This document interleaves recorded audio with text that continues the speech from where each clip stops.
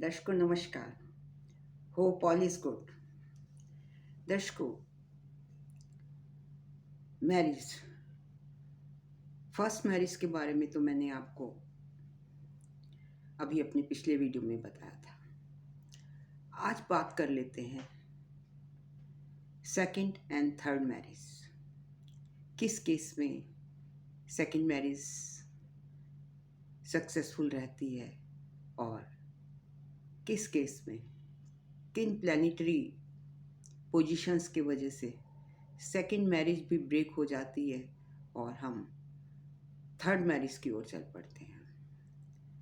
तो पहली मैरिज क्यों टूटती है, इसके कॉम्बिनेशंस तो मैं आपको बता ही चुकी हूँ। See there is a diverse opinion. दो तरह की ओपिनियन है। कुछ लोग कहते हैं कि सेकंड मैरिज हम 9वें घर से देखते हैं, लेकिन ऐसा भी देखने में आया है कि सेकंड मैरिज कई एस्ट्रोलॉजर्स 11th हाउस से भी देखते हैं और दोनों से ही सेकंड मैरिज को देखा जाता है। Some astrologers refer to 9th and few to 11th। तो आज हम बात करेंगे 11th house, how 11th house is related to second marriage और किन कारणों से सेकंड मैरिज होती है। कौन सा ऐसा प्लैनेट है जो सेकंड मैरिज की तरफ इशारा करता है। देखिए, राहु देवता, राहु क्या है? शनिवत। राहु को शनिवत कहा जाता है। तो ऐसे में जो राहु है वो ट्रेडिशंस के ब्रेकर हैं, ट्रेडिशंस को नहीं मानते, अनकन्वेंशनल प्लैनेट है। मतलब वो ऐसे ही काम करता है जो नियम के विरुद्ध हो। वो बाउंड्रीज, शनिदेव तो एक बाउंड्री में रहकर काम करते हैं, लेकिन यहाँ राहु शनि देवता से डिफर करता है। इन द सेंस शनिवत तो कहा जाता है, लेकिन यहाँ पर राहु अपनी बाउंड्रीज फिक्स नहीं करता, उसकी कोई सीमा निर्धारित नहीं है। कहने का मतलब ये कि राहु मल्टीपल मैरिजेस देता है। क्यों? क्योंकि जो पहली शादी होती है वो तो एक ट्रेडिशनल मैरिज है। इंसान ने उसका एहसास ही नहीं किया होता क्या होती है शादी, और इसलिए उसको हम राहु से कंपेयर नहीं कर सकते। But second marriage comes through our desire, और डिज़ायर्स का प्लैनेट कौन है? डिज़ायर्स को कौन दर्शाता है? हमारा 11वां घर, और डिज़ायर्स को दिखाने वाला राहु है, जो कि रीमैरिज करवाता है, हमारी दूसरी शादी करवाता है। So the second marriage comes under the domain of Rahu. Rahu plays a very significant role in the second marriage. Rahu breaks the rules, traditions and boundaries. So it is called Rahu's marriage. मतलब second marriage को हम राहु की marriage कहते हैं क्योंकि राहु के domain में आती है। And it comes out of desire. Desire का हाउस कौन सा है? 11th house. सो हम सेकंड मैरिज 11th हाउस से देख रहे हैं।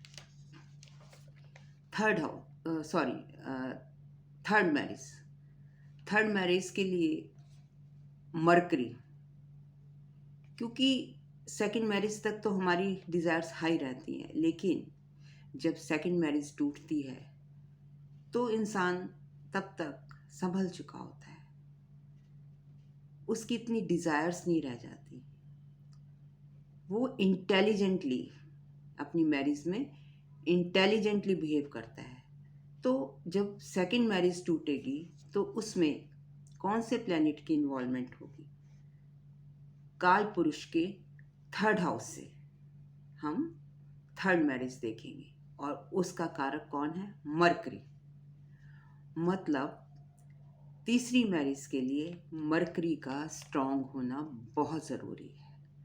और सेकंड मैरिज के लिए हम किसे देखेंगे? राहु। राहु की स्थिति आपकी कुंडली में अच्छी होनी बहुत ज़रूरी है। तो जब राहु महाराज, when Rahu is well placed and योग कारक, अगर आपकी कुंडली में राहु महाराज अच्छी स्थिति में बैठे हैं और योग कारक हैं,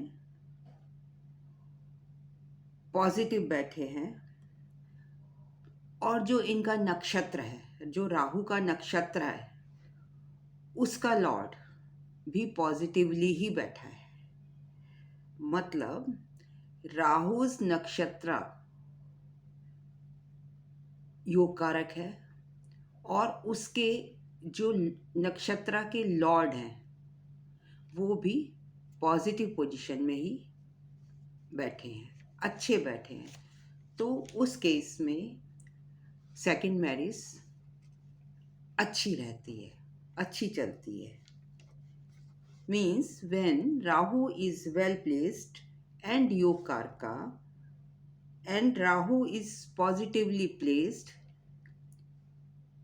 its nakshatra and nakshatra lord is also positively placed and is also yokarak, then to such a man second wife proves beneficial in many ways। मतलब राहु जिस नक्षत्र में बैठा है उसका नक्षत्र लॉर्ड भी अच्छी पोजीशन में है और राहु योग कारक है, तो ऐसे में सेकंड मैरिज सक्सेसफुल होती है। अब कहानी यहीं ख़त्म नहीं हो जाती कि राहु की पोजीशन अच्छी हो गई, वो राहु योग कारक हो गया। आगे बात आती है असेंडेंट की, कि आप किस एसेंडेंट में बॉर्न हुए हैं, उसका भी बहुत ज़्यादा इफ़ेक्ट आपकी सेकंड मैरिज पर पड़ता है। अब कुछ साइन होते हैं जिसमें राहु कंफर्टेबल नहीं होता। कौन से हैं? Rahu dislikes dharma signs and moksha signs. Dharma signs are Aries, Leo and Sagittarius, and moksha signs are Cancer, Scorpio and Pisces। तो अगर आपके ये साइन हैं, कुंडली में लगन के असेंडेंट हैं, तो सेकंड मैरिज के लिए इतने पॉजिटिव नहीं है, इतने बेनिफिशियल नहीं है। और in case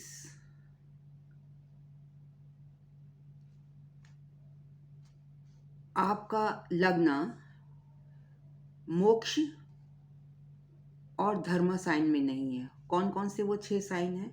taurus, Gemini, Virgo, Libra, Capricorn और एक्वेरियस। अगर आपका बर्थ इन असेंडेंट में हुआ है, means you are lucky for second marriage. इस केस में इन असेंडेंट्स में राहु कंफर्टेबल होता है for marriage purpose. Even otherwise भी राहु को मोक्ष और धर्म वाले प्लैनेट्स में कंफर्ट फील नहीं होती। बट इसके अलावा जो 6 साइन मैंने बताए हैं, अगर वो साइन राइजिंग है, असेंडेंट में है, असेंडेंट आपका इन साइन में है, तो वो सेकंड मैरिज के लिए अच्छे माने जाते हैं। Even if the Rahu placement is not good, मान लीजिए राहु की प्लेसमेंट भी अच्छी नहीं है और ये असेंडेंट है, still if the ascendant is one of these, मतलब ये जो मैंने 6 असेंडेंट बताए हैं, मोक्ष और धर्म के जो असेंडेंट है उनको छोड़कर अगर राहु की प्लेसमेंट भी अच्छी नहीं है, लेकिन ये असेंडेंट में आप बॉर्न हुए हो, तो भी आपकी सेकंड मैरिज सक्सेसफुल होने के चांसेस होते हैं। However the challenges are seen in moksha and dharma science. Now imagine if Rahu is not well placed, then how terribly, अगर राहु वेल प्लेस्ड नहीं है और ये साइन भी नहीं है आपके, तो how terribly the native belonging to the above ascendant signs will have to suffer in his second marriage. मतलब ये ascendant भी नहीं है और राहु भी well placed नहीं है, तो ऐसे में सेकंड मैरिज में उसको उसकी लाइफ कैसी हो सकती है? क्या कोई और थर्ड प्लैनेट भी है? तो आप मुझे सब्सक्राइब कर लीजिए और मुझे अंत तक सुनिए, सो दैट आपको इसकी फुल नॉलेज हो जाए कि अगर ये 2 चीज़ें नहीं हैं तो तीसरी ऐसी कौन सी चीज़ है जिसकी वजह से आपकी सेकंड मैरिज चल सकती है। मतलब असेंडेंट भी छोड़ दिया आपने, आपका राहु की प्लेसमेंट भी अच्छी नहीं है, तो अब तीसरी कौन सी चीज़ है? तो देखिए, शादी में खाली लव और सेक्स तो होता नहीं कि जिसकी वजह से आपकी मैरिज चले। ठीक है, love and sex are very important, but जब आपकी फर्स्ट मैरिज ब्रेक हो जाती है तो उसमें एक third, apart from love and sex, तीसरी चीज़ भी आती है, और वो क्या होती है? रिलेशनशिप। ये रिलेशनशिप तक तो लव और सेक्स चलता है, लेकिन जब वो मैरिज में बदल जाता है तो वहाँ पे एक तीसरा शब्द आता है, रिस्पॉन्सिबिलिटी। तो रिस्पॉन्सिबिलिटी, अगर आप अपनी शादी की, रिलेशनशिप की रिस्पॉन्सिबिलिटी लेंगे तो भी आपकी सेकंड मैरिज चल जाएगी। कहने का मतलब ये है कि सीक्रेट क्या है सेकंड मैरिज को जज करने का। अब जो मैंने नियम बताए उसके अलावा आप किसको देखेंगे? शनि देवता को देखेंगे। If Saturn is well placed in your कुंडली, मैंने बताया ना कि राहु शनि के जो की तरह बिहेव करता है, लेकिन एक बात में डिफ़र करता है, शनि देवता बहुत रिस्पॉन्सिबल है। तो अगर कुंडली में शनि की पोजीशन भी अच्छी होगी तो भी आपकी मैरिज अच्छे से चल सकती है। अब देखते हैं कि what are the combination for failure of second marriage. किस कंडीशन में सेकंड मैरिज भी नहीं चलती? There are few astrological combinations जो कि मैं आपको बताने जा रही हूँ। Number 1, Rahu is not well placed and if the ascendant sign is 1, 5, 9, 4, 8 and 12. Number 2, 11th house Lord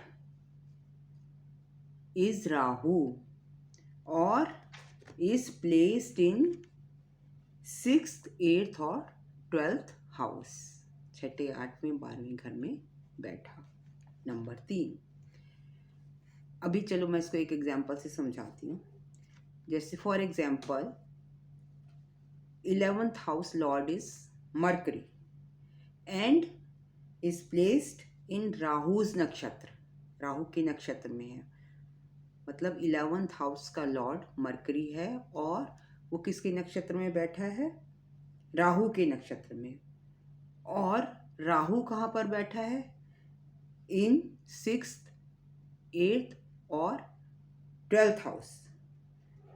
then the second marriage will fail और कंटिन्यू टू कॉज ट्रबल्स। अगर या तो टूट जाएगी और अगर नहीं टूटेगी आप थोड़े रिस्पॉन्सिबल बन जाएंगे, सैटर्न का यूज़ करेंगे, तो उस केस में आपकी मैरिज चलती रहेगी, लेकिन ट्रबल्स तो आती ही रहेंगी। 11th house, number 3, 11th house is caught up